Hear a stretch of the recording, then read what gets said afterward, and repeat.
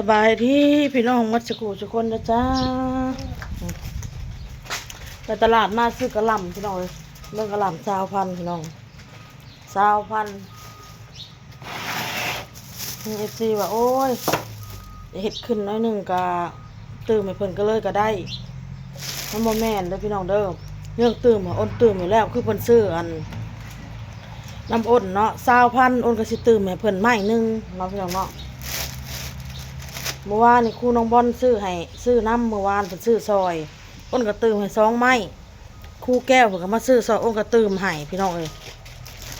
เพราะว่ากำไรมันได้บ่ได้หลายเนาะพี่น้องเนาะไล่ค่าพักค่าแจ้วที่เฮาเฮ็ดค่าเท่าค่าทานค่าโอ้ยทุกดอกทุกอย่างเฮาลงทุนหมดพี่น้องเอ้ย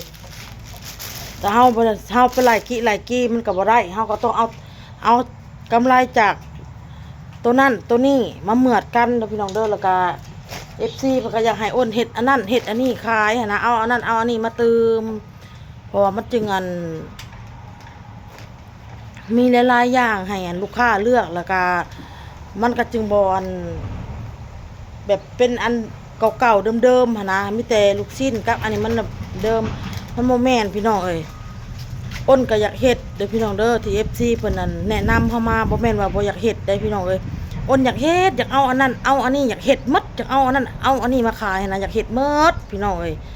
แต่ว่ามันยากพี่น้องเอ้ยข่อยก็ยากเฮ็ดข่อยก็ฆ่าลูกน้อยยากลูกน้อยข่อยเฮ็ดได้ซำนี้ข่อยก็ถือว่าเก่งแล้วเมื่อคืนเพื่อข่อยสินอนก็จนนั้นตี 1เนาะพี่น้องเนาะจน1 โมงปลายเพื่อข่อยเก็บเมี่ยนเข้าฟิตเมี่ยนแล้วก็ไปหาอาบน้ำอาบในมาตัดต่อคลิปอีกลงคลิปอีกเมื่อคืนนี่มันบ่ได้แม่นง่ายๆพี่น้องเอ้ยคนที่เขาค้าขายน่ะ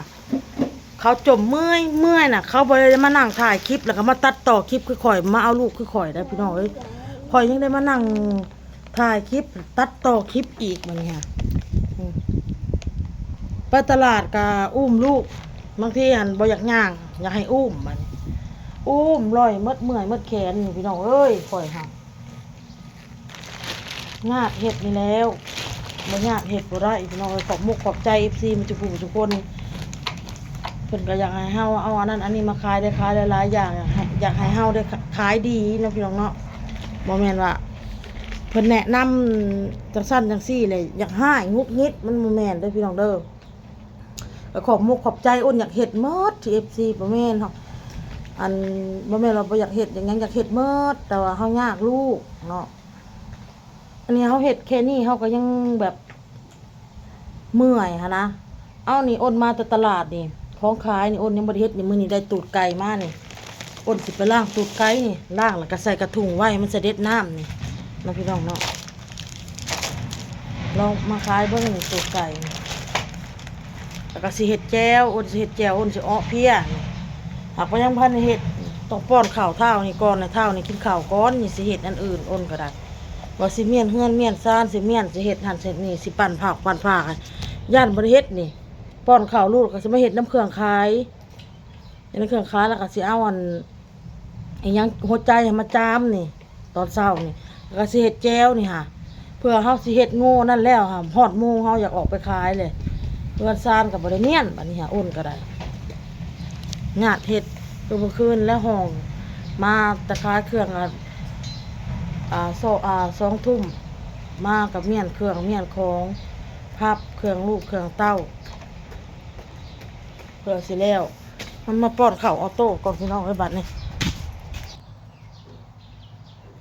สบายดีเด้อวะลูกกินข้าวมาป้อนข้าวมากินข้าวพี่น้องเลยตั้งกล้องป้าไว้นะพี่น้องเนาะว่าไปน้ำป้อนข้าวลูกไปน้ำมันจึงบ่เสียเวลาเอาเวลามามีประโยชน์เป็นประโยชน์ดีกว่านั่นแหละพี่น้องบางทีผัวมาแต่บ่เห็นเวียกมายังมาจมเฮานั่นนี่คือเพื่อนชานป้าคือหกแต่คือนั่นแถะเพื่อนนะเอาข้าวนี่ฮุบขี้หินขึ้นไปเล่นในห้องของโถมีขี้หอกขี้หินบางทีก็เอาขี้ดินทรายเฮากับป้าให้ลูกเล่นนะพี่น้องป้าให้ลูกเล่นไปเลยเพราะเฮาจะเฮ็ดหันเฮ็ดนี่ก็เฮาไปให้ยัง ให้มาแอบเฮาสิบ่ได้เฮ็ดหยังบัดนี้นะนั่นแหละบางทีผัวก็บ่เข้าใจเฮาบางทีอ้นก็อยากให้เข้าใจอ้นแน่ให้คิดถึงความรู้สึกของข่อยแน่ว่าข่อยเมื่อยสำใดการที่เลี้ยงลูกเลยอยากเฮ็ดหันเฮ็ดนี่ตื่มนะบางทีอ้นก็อยากให้เข้าใจอ้นคือ FC คือกันบางที FC บางคนเพิ่นก็เข้าใจเฮาได้เพิ่นยังเข้าเพิ่นเป็นคนอื่นนะเพิ่นบ่แม่นคนในครอบครัวเฮาแต่บางทีข่อยไปอ่านมันคอมเมนต์เพิ่นน่ะคืออยู่ในครอบครัวเฮานี่แหละคือแบบเพิ่นเข้าใจเฮานะเข้าใจอ้นนะพี่น้องเท่าที่เพิ่นนั้นบ่ได้อยู่นำเฮาอันนี้ผัวเฮาอยู่นำเฮานี่ยังบ่เข้าใจเฮา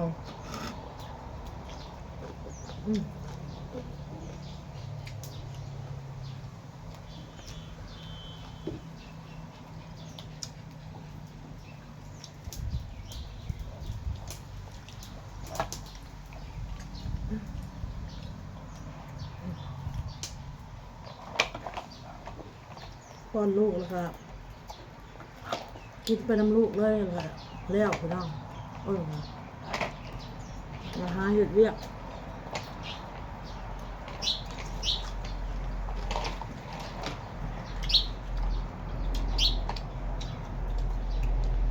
สมพักบัวเนี่ยนะคอยแน่จมเฮาหาบ่แม่นเฮาบ่อยากเฮ็ดเฮาให้สุดก็อยากเฮ็ดพี่น้อง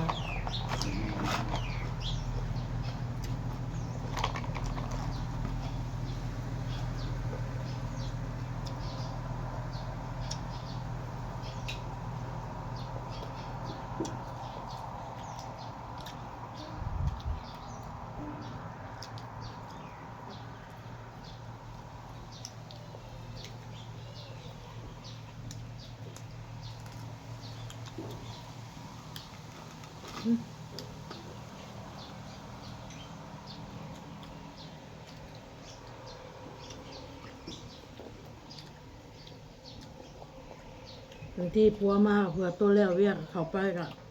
ผัวนอนก้นล่ะกับลูก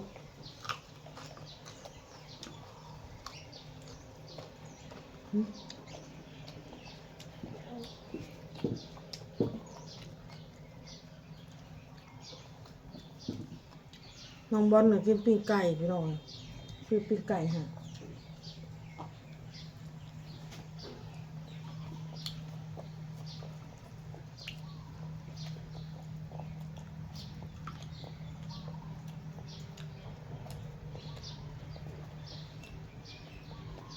หดผักหดมีผักก็ปลูกแล้วก็ต้อง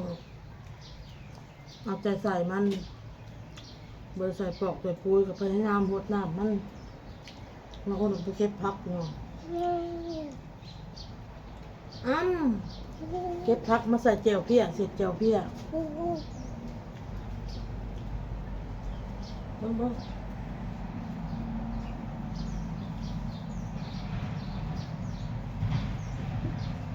นี่เลยลูกโอ้ยจะถอดยังไง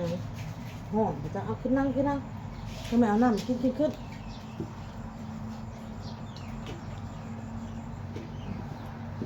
มาเอาน้ำมากินกันเด้อ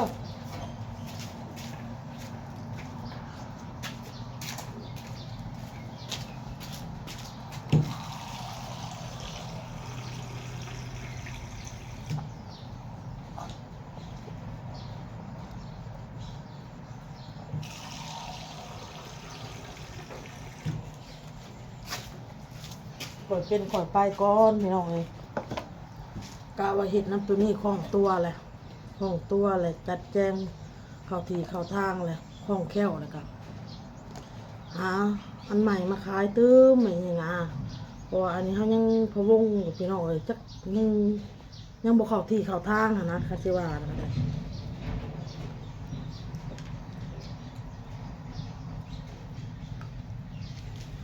ไผ่ติดแบบสีเพียงหัวมีปวนมาขายสอดแค่นี้คือนางอินบ่นี่คันบ่ได้ไปเวียกไปงานมาเลยให้เพิ่นออกไปอันปิ้งขายถาบสินะเขาเห็ดแล้วเลยอุ่นสิเมียนเฮือนเมียนซ่านแล้วอาบน้ำมันนายออกไปน้ำล้างไปสินะมีคนหนึ่งเห็ด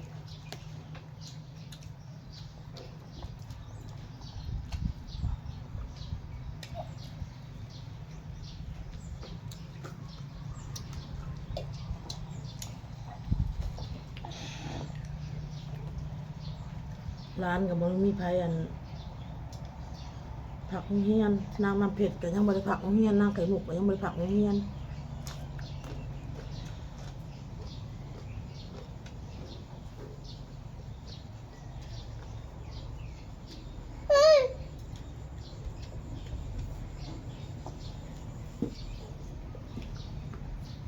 มีแต่น้องบอลผักโรงเรียนแล้วจัดให้น้องบอลออกไปขายถ่า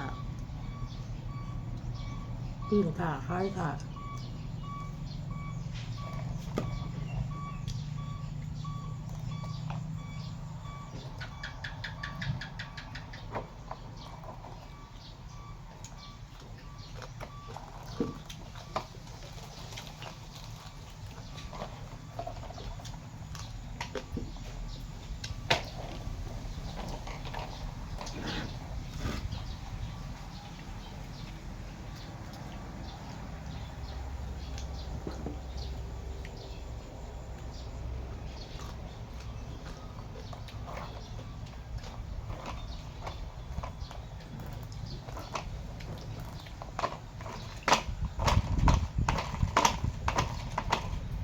ตัวเข้ามาถึงไหนไว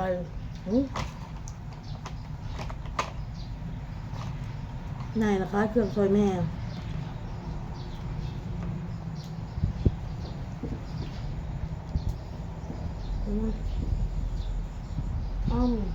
ไปใส่แล้ววันนี้กินข้าวก่อนไป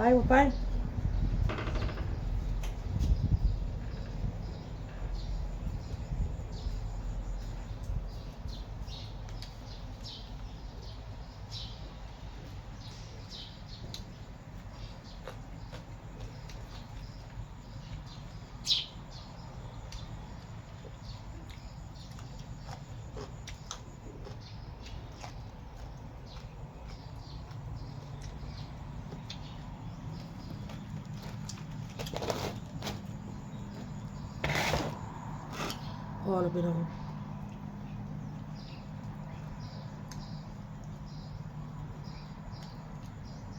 เขาเคยนั่งกินแบบนั่งกินแบบบ่ผ้าบ่ผังอะไรกินผ้าเลยเพราะว่าเรียกอันนี้ควงหนาก็เป็นข้าวแล้วข้าวเห็ด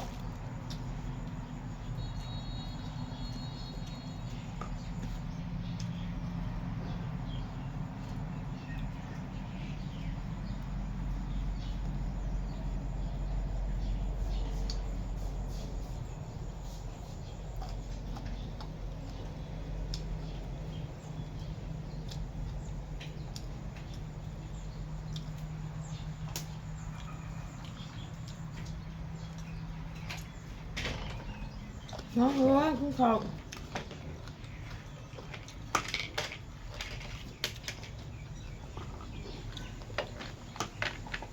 เมื่อคืนมันมีพายุเป็นหมู่แม่เลยน้องโตกับพายุเป็นหมู่แม่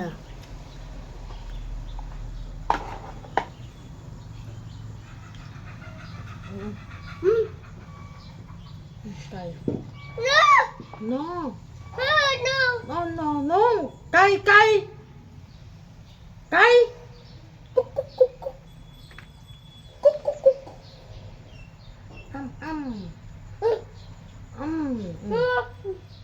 ไก่นั่งดิลูก